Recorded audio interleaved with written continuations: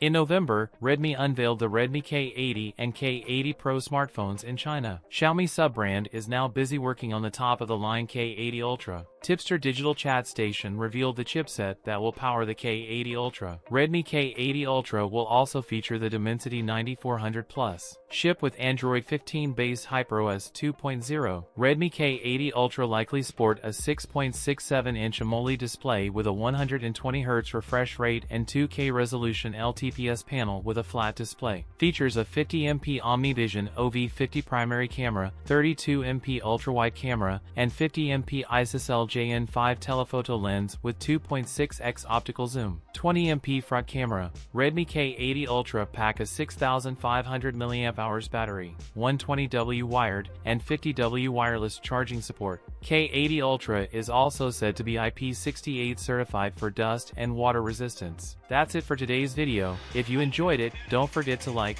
comment, and subscribe for more content. Thanks for watching, and I'll see you in the next one.